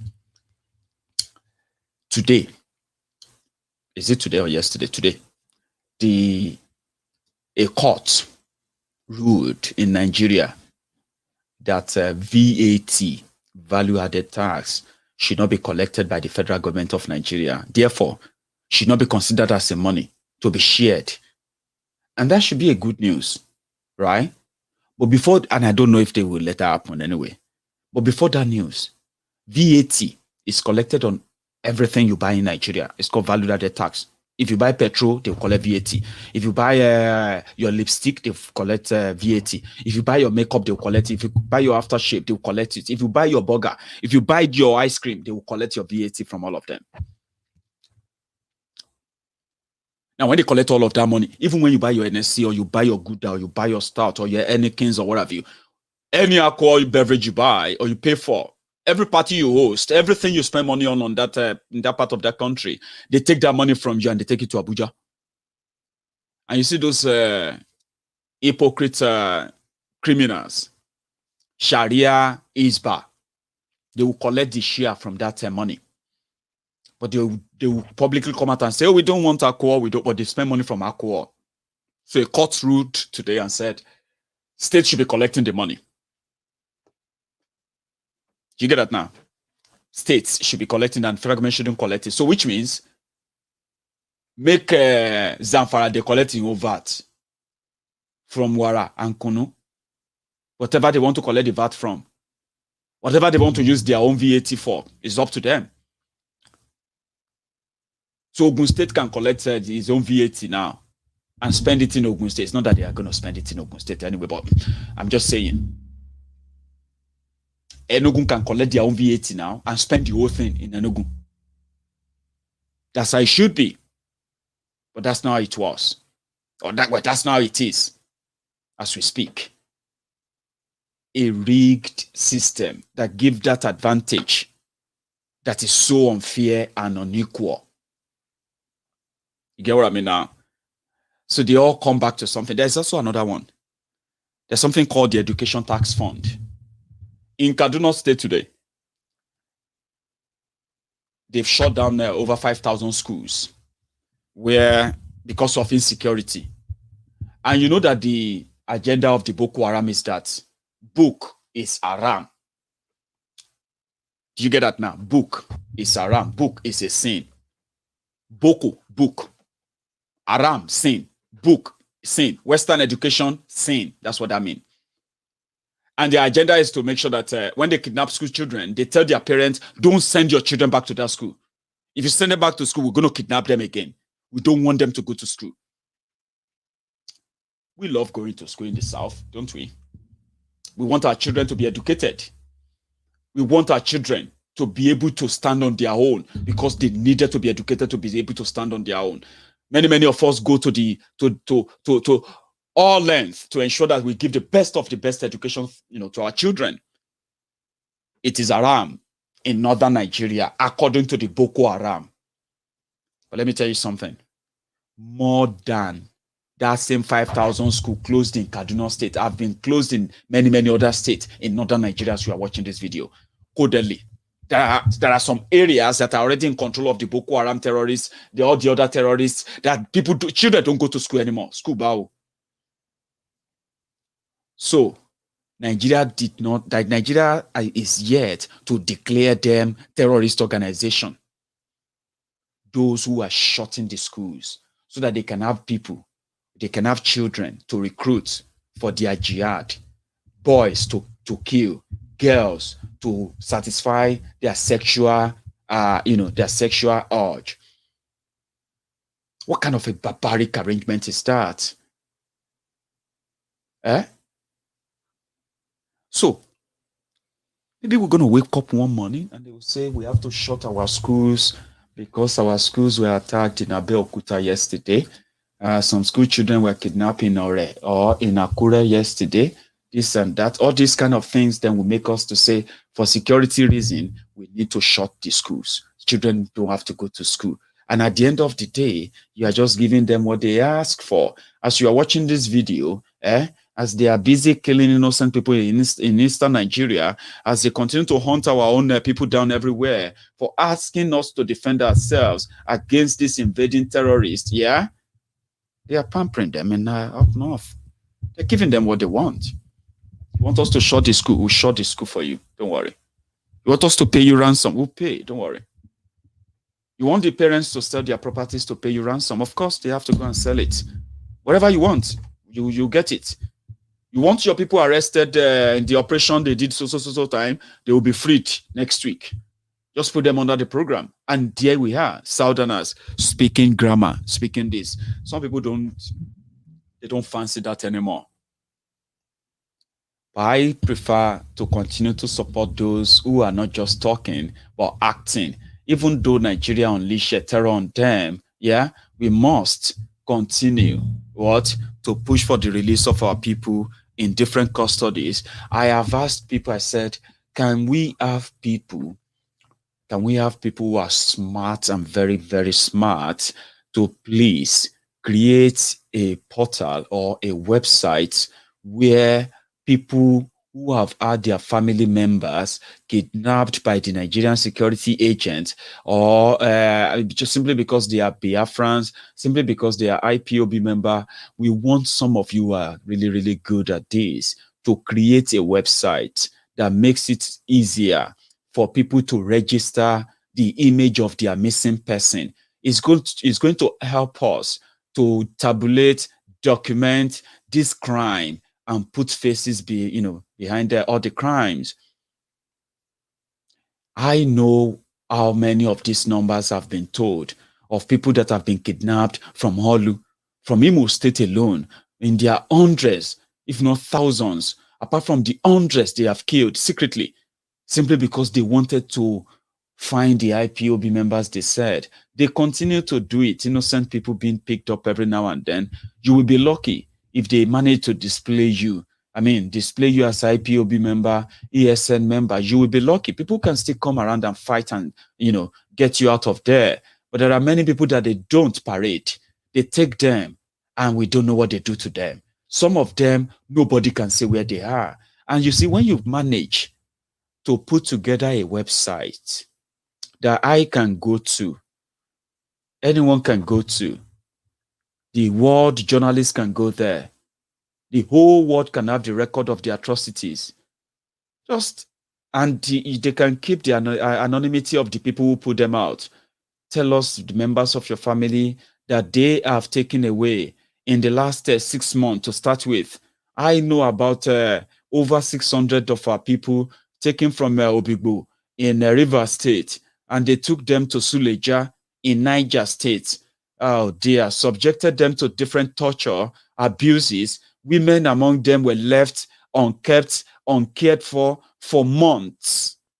With the report we have received about our people, the Yoruba Nation 12, the Odua 12 heroes, that they refused to release after putting stringent bail conditions on them.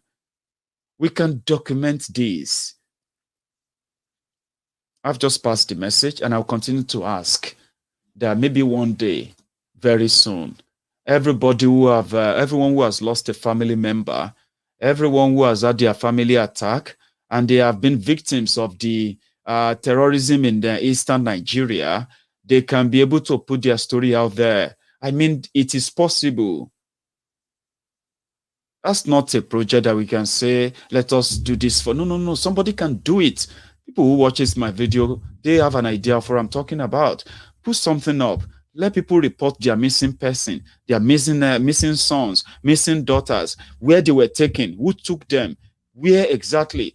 This will help everybody to actually track all of the people that have become victims of this state-sponsored terrorism in Nigeria. It will help us. When people say, what should we do? I mean, don't let us continue to use numbers. They killed 200. They killed 50. No. Let us put faces beside all these names. Let's have names. They are human beings like me and you. If they kill me tomorrow, you know my face. They will say, they killed Maiyegun, see his face. We talk about all our people being kidnapped in eastern Nigeria, people being kept in different prisons and different cells. Even the people who are working pro bono, lawyers, legal team, looking for them, there's little they can work with. When they walk to police stations in Imo State, they have a place where they said it's like an abattoir, where they are torturing and killing innocent IPOB members. Listen, you can do this. And if you do this in another few days, if you do this for us, I will be one of those that promote it. You will think it's just going to be the Biafrans that whose pictures and their images and their names and their atrocities committed against them will be on that website. It will shock you that that can actually be a crime reporting platform that will change the whole narrative again for all of us. Do it. Every little thing. Every little, you may call it little thing. Let's do that. I've wanted to ask you to do it. Nigeria tried for years, for 50 years, to bury the Biafra story. They tried. They used all manner of forces. They did a lot. The Biafrans are like seed, the olive seed. If you bury it, it's not going to die. It's going to germinate, and grow and multiply. And that's what they have become.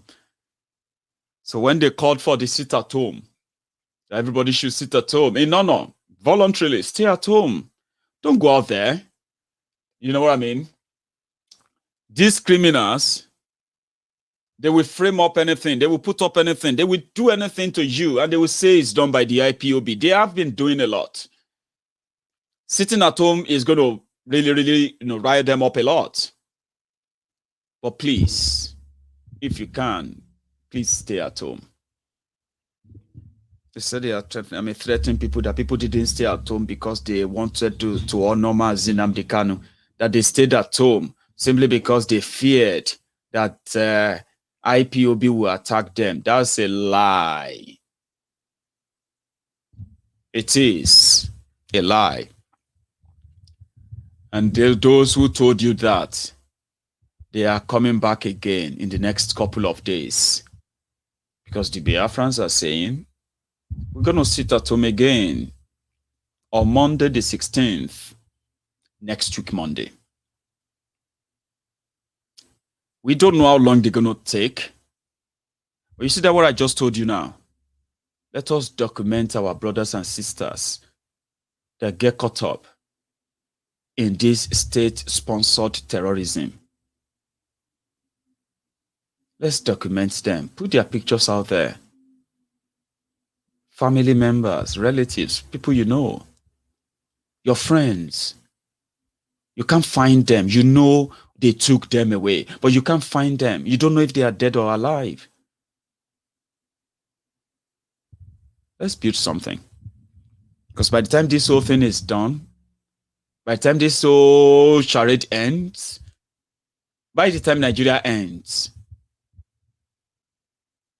what Nigeria tried to bury for 50 years, by trying to stop us from mentioning the names or knowing the names of every one of those 5 million Biafrans that died, children, and including the children that got taken away out of Biafra land to safety and to never return back to Biafra land. Many of them ended up in different African countries. Many of them ended up in Europe, and they never found their way back to Biafra land because they got adopted. They were children.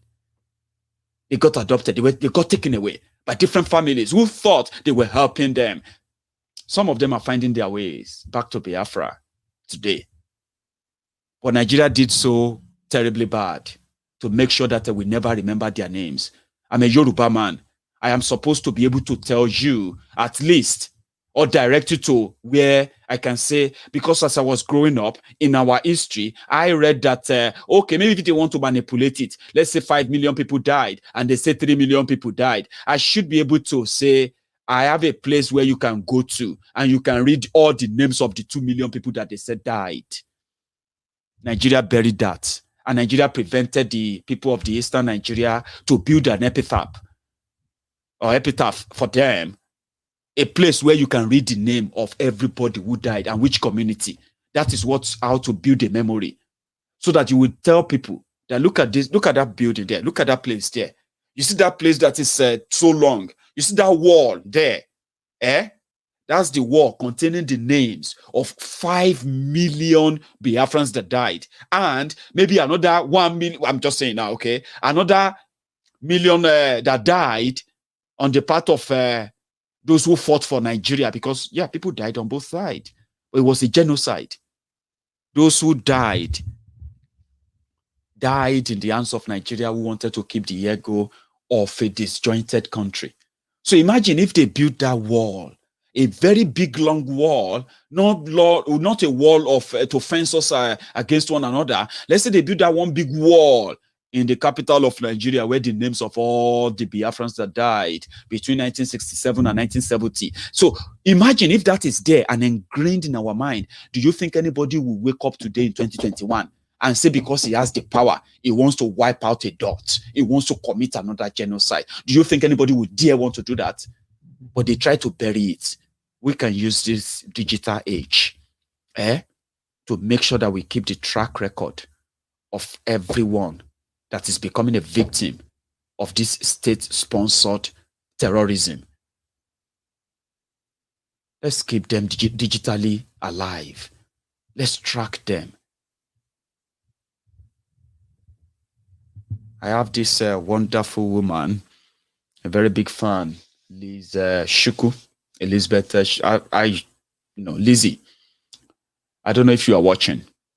I want you to know that I got your email. That long message, that passionate, detailed message you sent to me, Ma.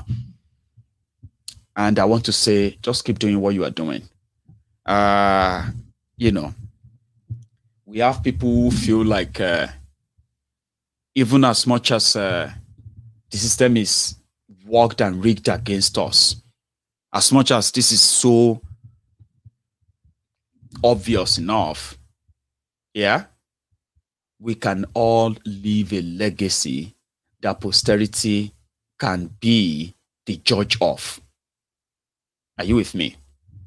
Leaving a digital one to help people that can't help themselves, caught up in this tragic, unfortunate system that is trapped in, that has trapped us, and they are telling us that it's non-negotiable. We can do that for them. It will be easier to track them that way, when all their faces are everywhere. They don't want the world to know. You can help their families to find something helpful in this period. They are committing a lot of genocide in Nigeria. They are committing a lot of state-sponsored killings in Nigeria. They are doing a lot of this, believing that they will get away with it, right? You shouldn't let them. They can continue to forgive the terrorists. They can continue to do all of that. But the terrorists who are doing all these damages are more in northern Nigeria than they are in southern Nigeria. It is so unfortunate that when we speak up, some of the folks who are likely going to be victims of these attacks one day are going to think this is a North versus South kind of conversation. But over time, they will all learn it, that you don't raise a tiger, raise a lion as a pet. And then you think, raise a tiger, raise a lion as a pet, feeding it raw meat. Trust me, when there is no meat to feed on, it will be you. But so far, so good, they have a lot of meat to feed on, as they are getting aided and supported by the system that says we should kill Oloye Sunday Igboho, kill Mazi Nnamdi Kanu. You shouldn't let them do that. Don't agree with them. Don't ever agree with them. No matter what they try to spin for you, they cannot be trusted. Everything about them is a lie. And if you pay attention very well, you will never be deceived. I'm glad that we received the report that Pa Akintoye, Professor Banji Akintoye, the leader, the Asiwaju Yoruba land, the leader of Ilana Omo Oodua, Atono Gbogbo Yoruba land.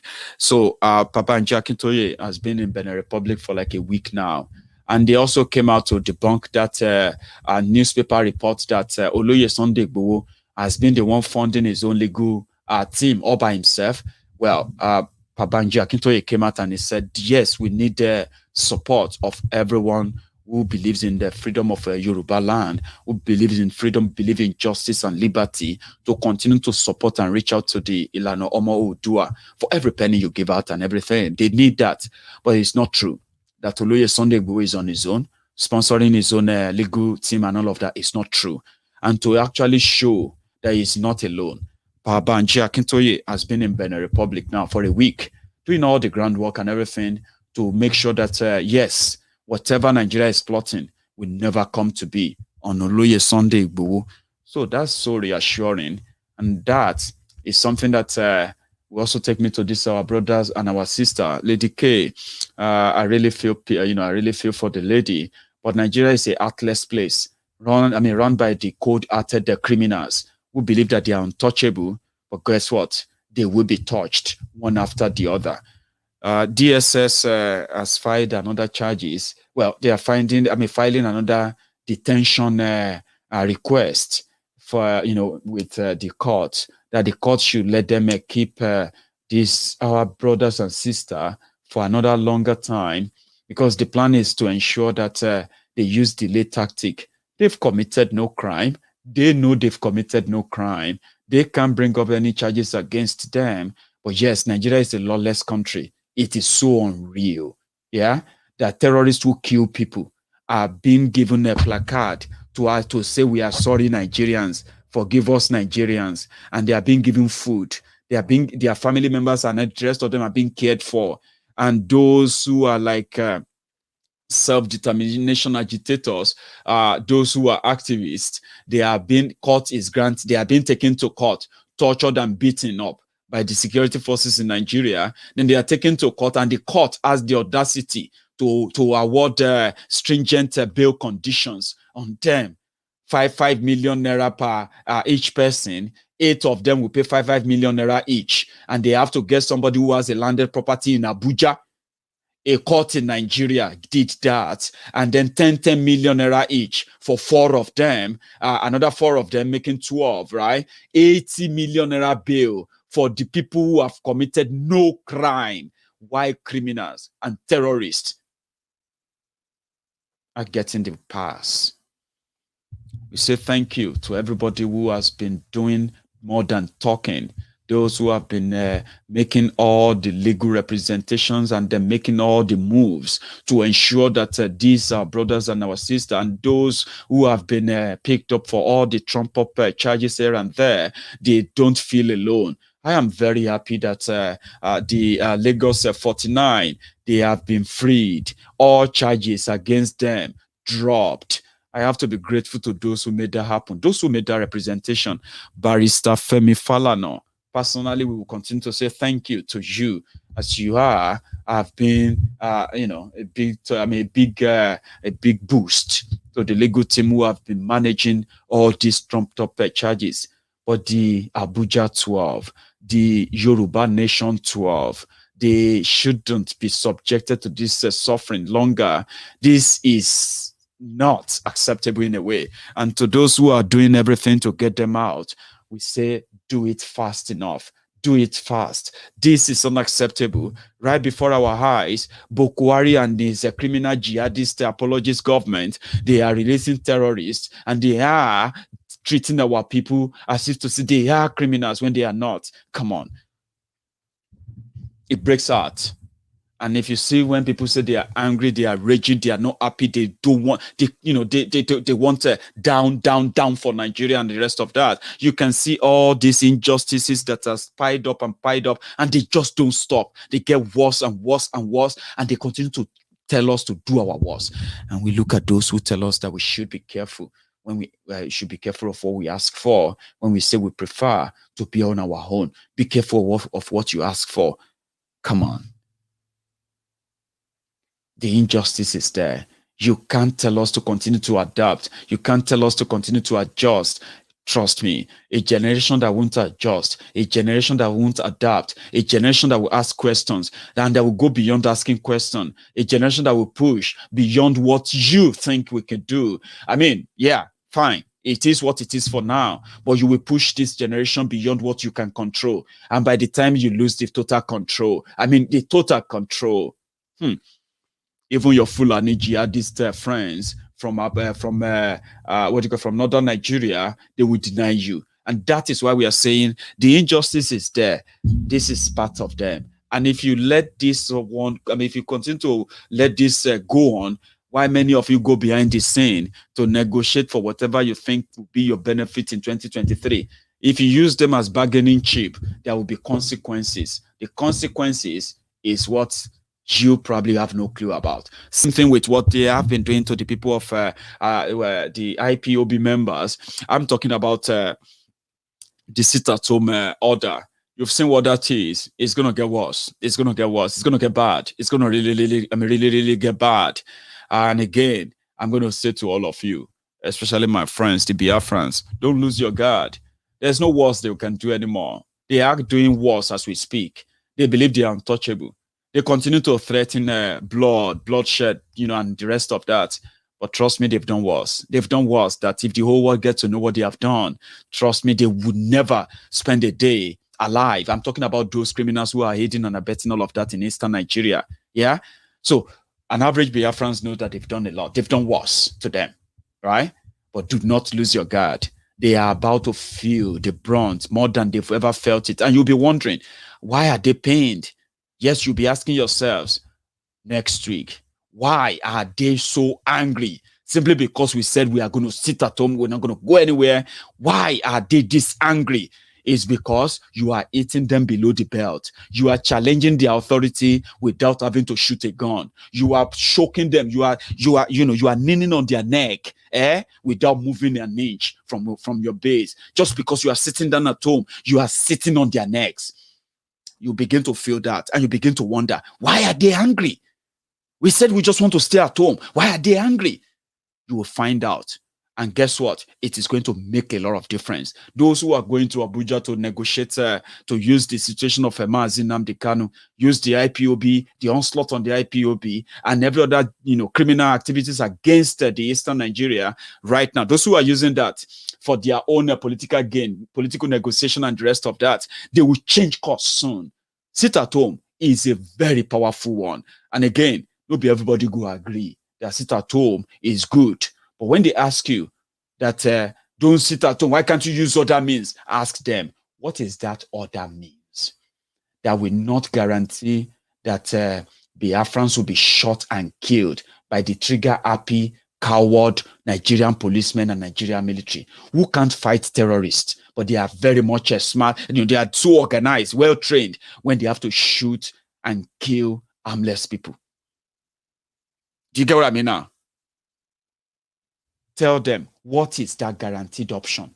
You will realize that they don't have any option. They will just tell you that you need to allow negotiation. Negotiation with who?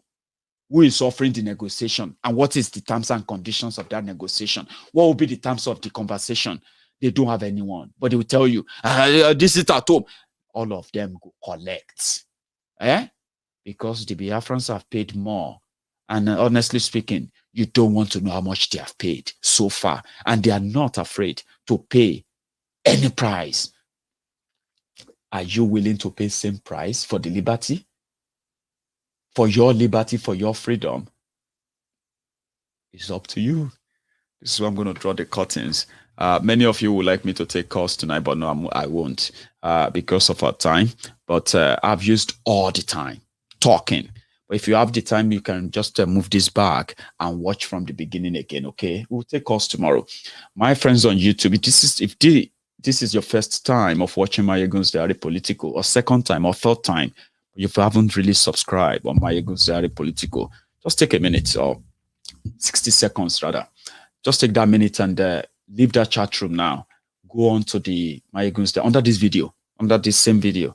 You will see the subscribe, you will see the share button, then you see the thumb up, like button.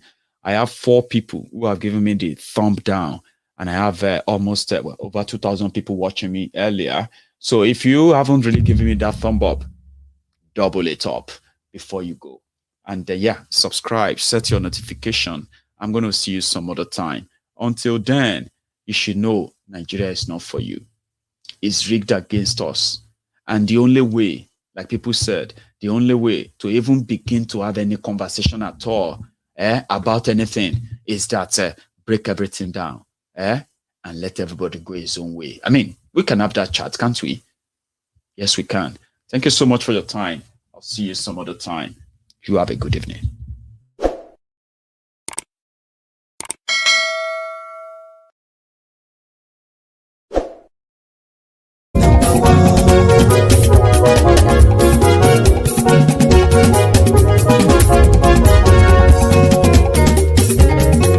Àní ẹ̀sùnra kì í. Maiyegun ti dé. Maiyegun ti dé. Ọ̀jẹ̀lú ẹ̀sùnra kì í. Maiyegun ti dé. Àní ẹ̀sùnra kì í. Maiyegun ti dé. Lórí Facebook. Maiyegun ti dé. Àní ẹ̀sùnra kì í. Maiyegun ti dé. Lórí YouTube. Maiyegun ti dé. Àní ẹ̀sùnra kì í. Maiyegun ti dé. Bọ́ bàbá gbé wúrẹ́. Àní ẹ̀sùnra kì í. Maiyegun ti dé. Ijó ìgbádìyẹ. Àní ẹ̀sùnra kì í. Maiyegun ti dé. Pẹ̀sìdó bá rúfin o. Àní ẹ̀sùnra kì í. Maiyegun ti dé. Kí gómìnà kówó jẹ. Àní ẹ̀sùnra kì í. Maiyegun ti dé. Ọlọ́pàá tí ń darí bá. Àní ẹ̀sùnra kì í. Maiyegun ti dé. Aṣòfin tí ń rúfin o.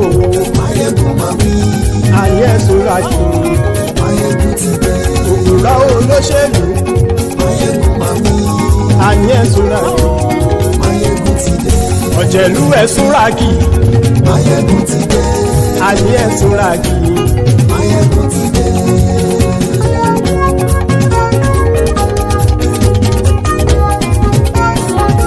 Maiyegun ti dé. Gbogbo ọ̀jẹ̀lú ẹ̀sùnra kì í.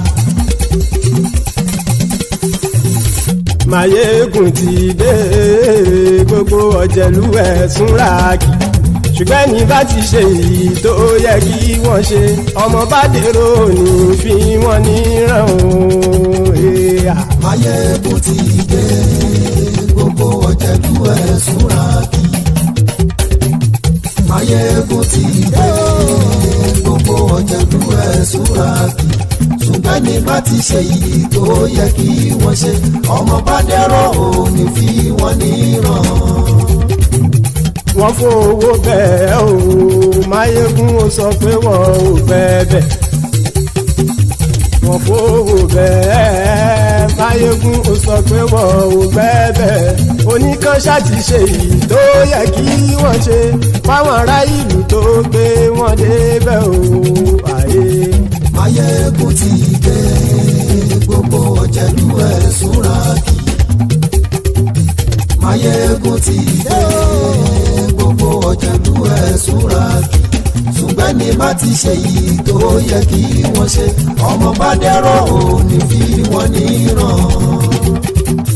Kì máa yí ṣe eré, ọ̀rọ̀ yìí kì í ṣe ẹ̀fẹ̀.